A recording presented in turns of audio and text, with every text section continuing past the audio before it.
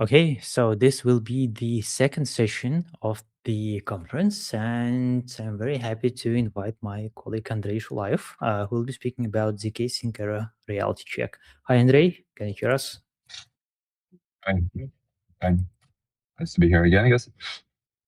Yeah, thank you so much for joining, and really happy to feature you on our conference. And before we start the presentation itself, could you please just say a couple of words about yourself and what are you working on? Yeah, sure. I'm Andrei. I'm based in Hong Kong. I'm solution architect at EPAM and currently working on the project related, obviously, to the blockchain for some of the countries. We're building nationwide blockchain to operate and issue and manage stable coin and some other systems on top of it. And part of the system, this is what I'm going to share during my talk today.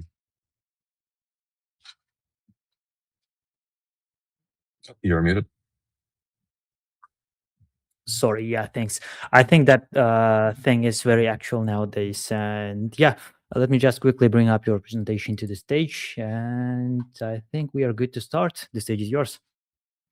Yeah, thanks. So today the story is going to be about how the architectural decision is made, and it's going to be an example how you're choosing the particular technology, the ledger, or regulated payment processing center. We're going to talk about some numbers, the constraints, trade-offs, and how the final decision is made. Actually, that's me again. Going to skip this slide, and essentially, first we're going to talk about the problem itself from the perspective of those are, it should be private permission and it should be with EVM interfaces and integrated into EVM ecosystem. It should be able deployed on-prem only. It should have Is that me or you are breaking up a little? Uh, those 5 points, they basically shaped the order of the future solution. This is what we had at the moment where we initiated the project itself. I remind it was the processing center where we tried to run something on top of the already existing. This is something that was publicly accessible, but permissioned EVM network running the Hyperledger Bezo. It's proven and operation might be boring, but this is quite a compliment because practical throughput here is quite decent and we know how to operate it. And again, we measure it and we run some benchmarks. So we know the numbers and we know how to run it very well. Last year, I did talk about how we tweaked and tuned the Bezo to get a 3K TPS. Here is the link for this. I guess it stayed pretty much the same. Disregards of a couple of those options which are in the newer releases. Now, basically, before building anything, we need to see what is on the landscape and what our technologies are available. Basically, those are a couple technologies that we might utilize to run our processing center, and some of them, which might be very obvious, might be the optimistic rollups, for example, and it's no go because they post data on the L1 the other, and they make the basic data of the transaction publicly available. Some other, like for example, the rollups looks quite promising, and especially in the Validium mode where the validation is stayed somewhere outside of the L1 and the data is not posted in L1 either. This sidechain also was an option. It's basically running on our Bezo instance on our chain and just linking somehow to the main chain. Yeah, and basically the zk family looks quite promising, and we start evaluating. I guess I missed the slide. Yeah, this one. So for the whole zk family, there are two distinct ideas. One, those systems are designed for a decentralized world where all the proofs, all those heavy lifting generation are made on the client side. So basically it's spread across many participants. And it's where the model is custodial. So basically we are running all of those proving we don't trust anyone. And the bottleneck, especially in our case, is in how quickly we can do those proving, basically how much prover and how much GPUs in a nutshell we have. And this is something we can't scale very easily. Uh, so zk just work like this by design, and it's fine. And it's promised quite a lot of cost, quite a lot in the Validium mod. As I said again, the numbers on the marketing side was pretty good and pretty decent. Also, we have to rule out some non-EVM options, like, for example, median, because we have a bunch of contracts and we want to run those contracts on our L2 layer the same as we do on the L1. So eventually, we are having a couple finalists. This is zkSync error, the ZK rollup. It seems to be scalable. It have validity. It settles on our L1 layer. It support Validium. The hour is running the same as we know how to run. It's basically running the sidechain. And why ZK looked very obvious winner again.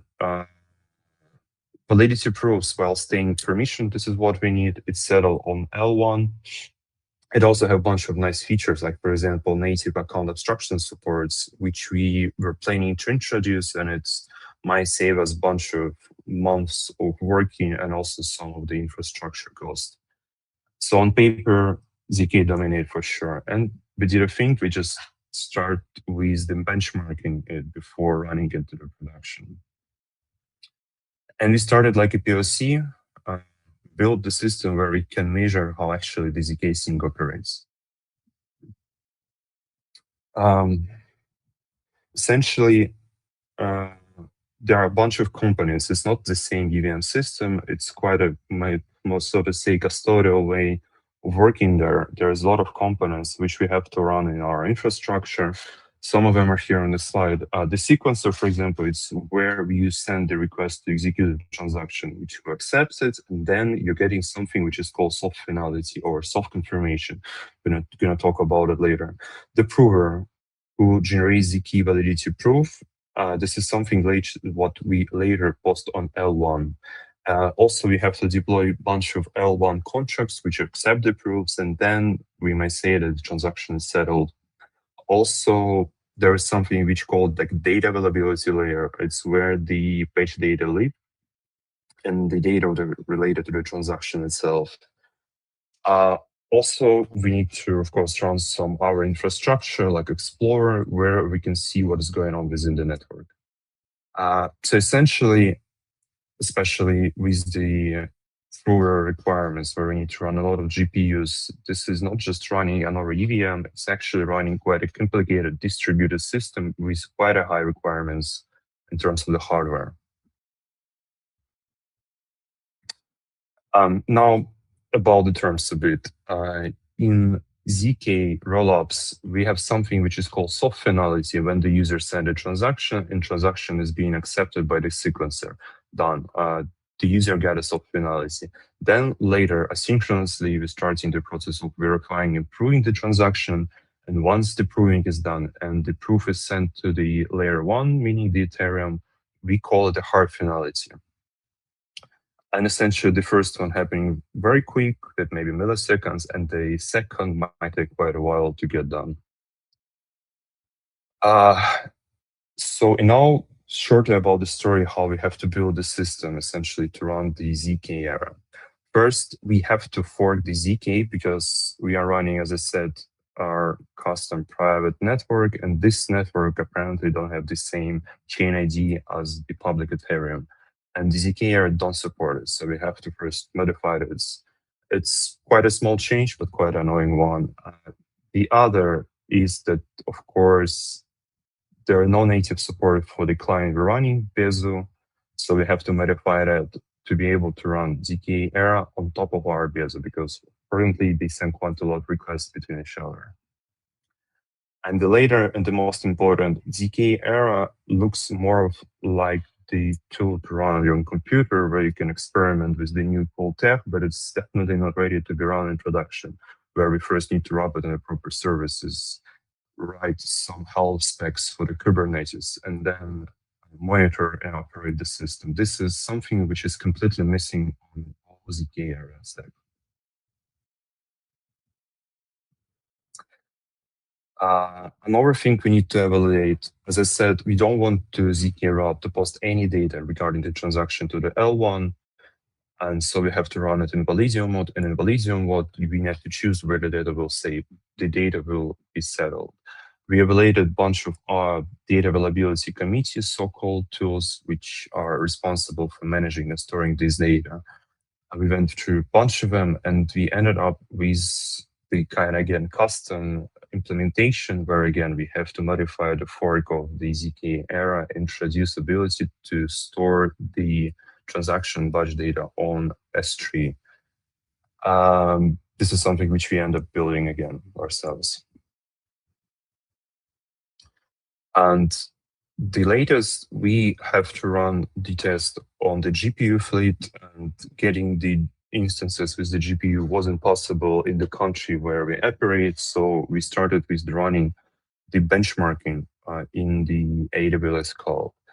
We selected the best possible GPU instances, and this is not best in the market for sure, because I guess due to the EPAM boom, which saw all the higher spec instances, we have to run what we got, and those are on the slide.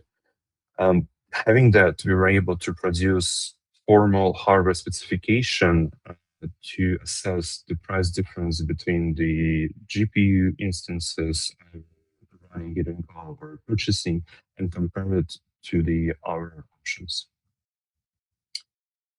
Now we have a system running, and it's time to execute the benchmarking and see what are the numbers here. And the numbers doesn't look very good. Essentially, until the hard finality, the proof artifacts cannot be archived or deleted, and each batch data which is improved takes quite a lot of disk space. So we are testing it in a different options. For example, how many transactions we want to include in a single batch. Depending on the verification and proving time would be different. On the slide, you can see an example with 2,500 transactions per batch, and on the best possible scenario, where we're running 16 instances, we were able to prove this within 3 minutes. These are giving us effectively the TPS equivalent to 13 transactions per second. And before the batch is verified, there is a lot of, as I said, artifacts being generated, which are taking quite a lot of space for single batch.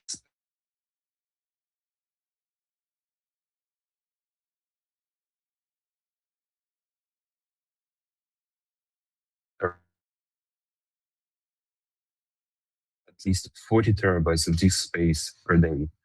This effectively built for the cloud, for the persistence, for the networking, because we need to store it somewhere like S3, and back and forth traffic costs quite a lot. And another the pain point for us, there are no operation documentation available, so we have to literally kind of blindly try to see what is going on within the system, reading the source code. There is no any guide on how we have to deploy it and how to troubleshoot if something doesn't work very well.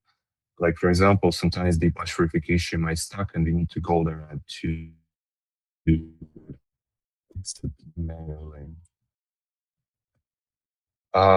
We benchmark it, as I said, in different configuration where we set different batch sizes. Those are on the slide.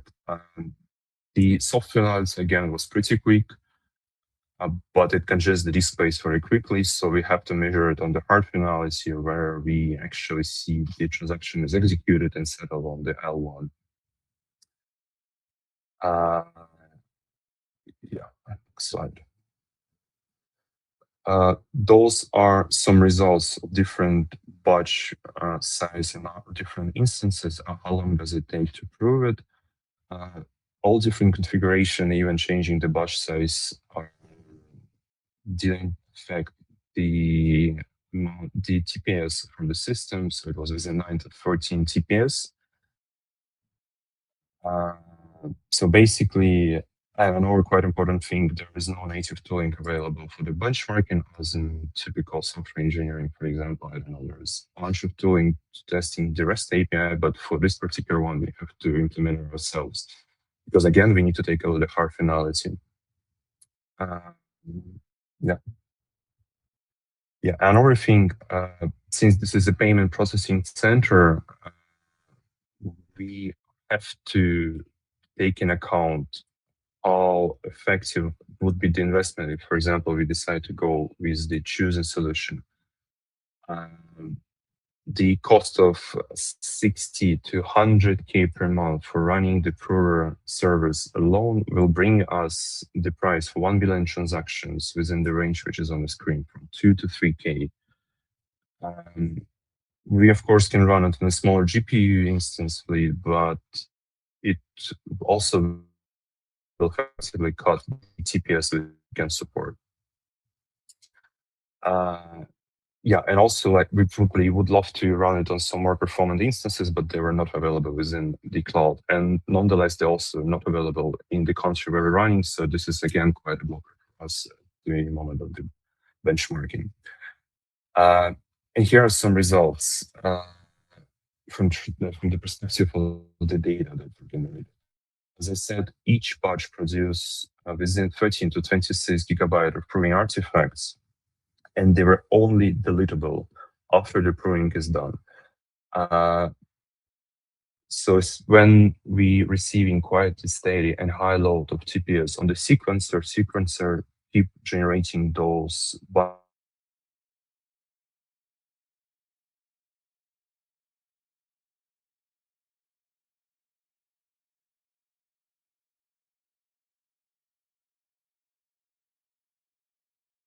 it was quite complicated to manage. The metrics was not enough. The problem we faced with it was again not so obvious to fix.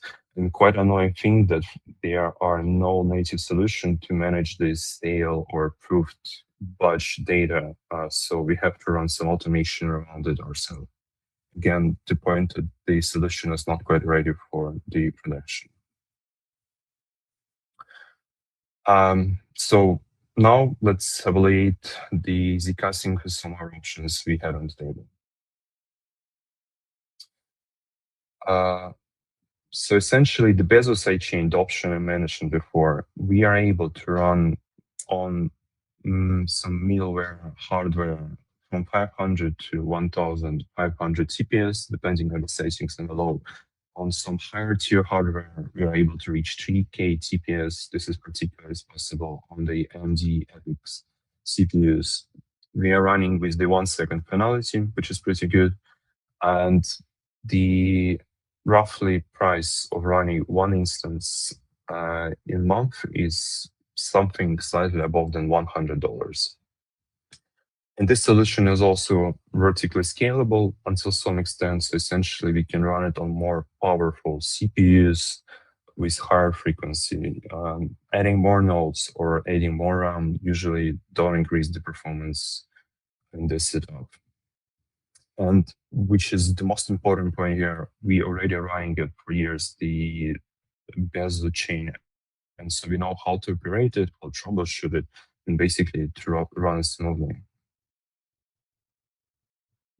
Here we can compare the dimensions which we measure together. It says basically the TPS, which is most important for us, the price, how much data it consumes, how complicated it is to operate it.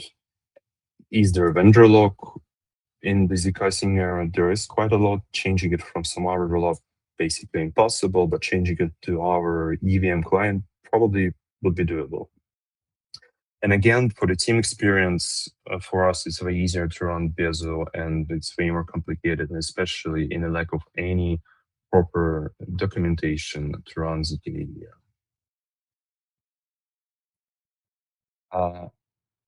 But at the same time, as we see, there are some things which are missing on the sidechain. And the sidechain is missing apparently the account abstraction.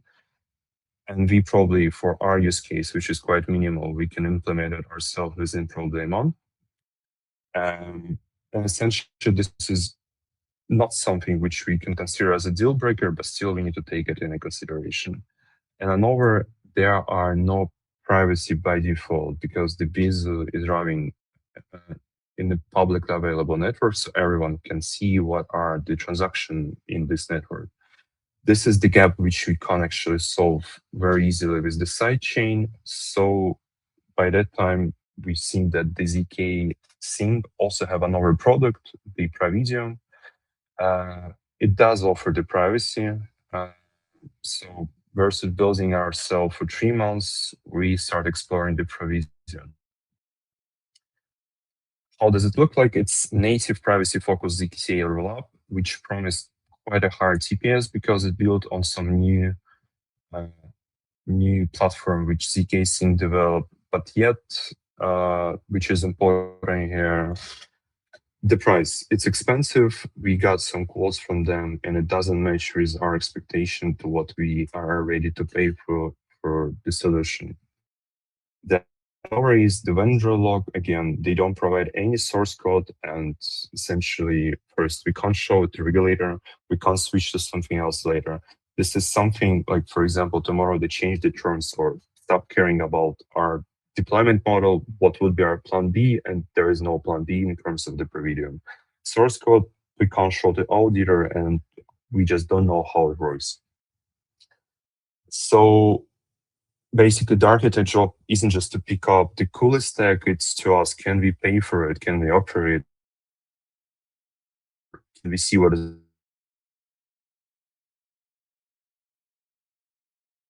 inside?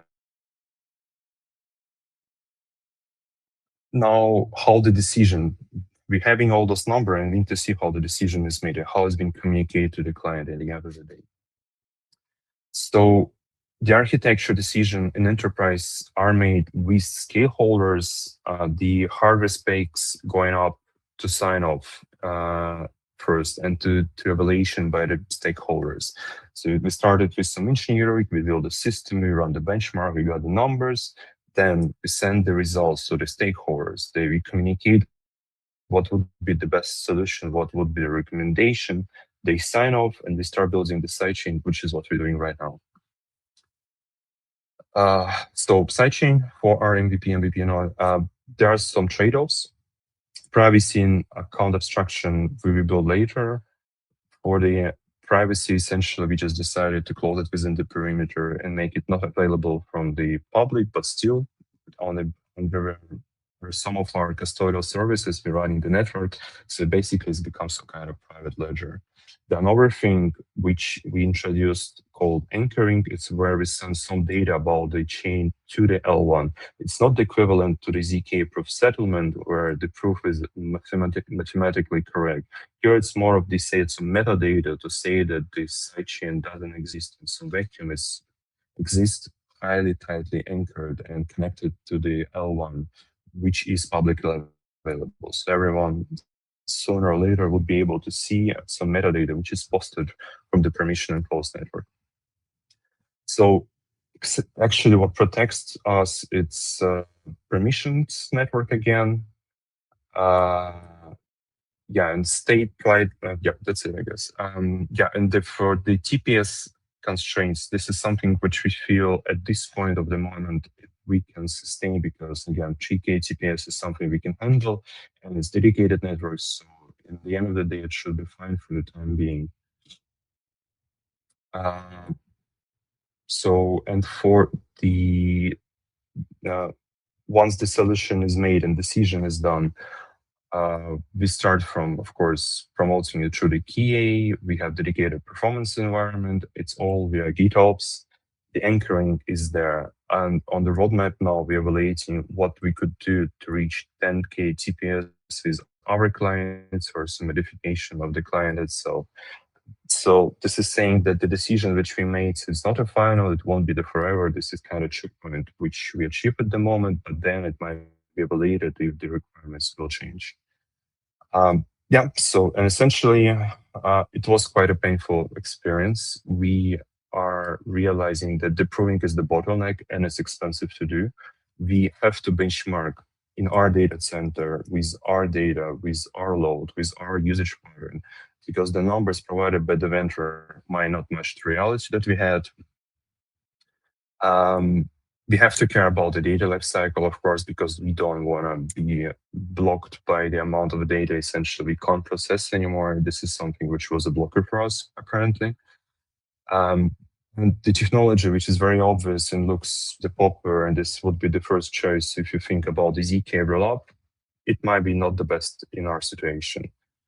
And with the framework we choose, essentially, the transparency with the client, this is something which allows to keep good relationship with them and avoid any reputational damage. And the process where we start from the spike, we go to the POC, we measure, and then decide. It looks maybe a little bit boring, but at the end of the day, it works good with the high stake risk and choices. And again, the team experience, this is something which is very matter, because without having the expertise in how to running the sidechain, we wouldn't be able to change the technology that quickly and that effectively as we do. Yes, yeah, that's it. Thank you.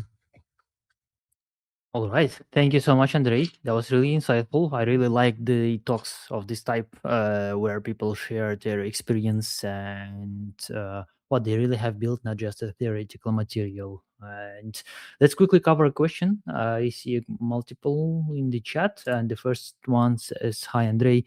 Is this something a small team can implement, or is it only for large enterprises?"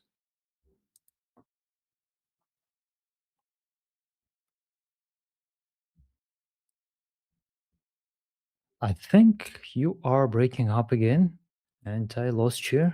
Or maybe the problem is on my end. Not sure about it. Trying to fix that very quickly. Sorry for that. Hello? Yes, I can hear you. You're back. Yeah, I think you are breaking up a little. So, yeah, Yeah. the first question is, "Hi, Andrei. Is this something a small team can implement, or is it only for large enterprises?" Well, our team wasn't that big. I believe it was within like maybe 10 people at all. But definitely running the sidechain itself is something required by these people, because once you manage to operate it more or less automatically and with some automation, etc., it's going to be quite simple. With the zkSync, on the other hand, it requires quite a lot of team members just to understand what is going on there. So possible to operate by a bunch of teams, but implementation required different sizing for sure. Mm-hmm. All right. And the second question, it says, "How do you test this kind of system safely before production?" This kind of you mean zkSync, I'm not sure. But for zkSync, safety, it very much depends on dimension you're talking about, because for the privacy, it's a safety would be, I don't know, we don't leak any private data to someone who's not supposed to see it, or someone who's not supposed to access our system at all, don't access it. So it very much depends on which dimension you're asking it. For us, this safety was not yet on the table, because first I need to answer the question if we can run it at all. And zkSync was not the option here, but for the sidechain on our hand, the safety here is very strict. All the access, we're running it with some security measures, I know, some firewalls, some whitelisting APIs, some modifications, some quite standard, I would say, approaches which you can name for any kind of system. Mm-hmm. All right. And I think that was the last question in the chat. So let me just quickly double check that. And if not, we will be completing the session. And yeah, that was the last question for today. So even if there will be any new questions after we publish the recording, I'll let you know. Thank you so much, Andrei, once again. Looking Yeah. forward to see you again on our stage next time. Yeah. Thank you. Bye. And just in 30 seconds, we'll be back with the third speech of our today's agenda. So please stay tuned. Just turning on the banner. And after that, we'll be back.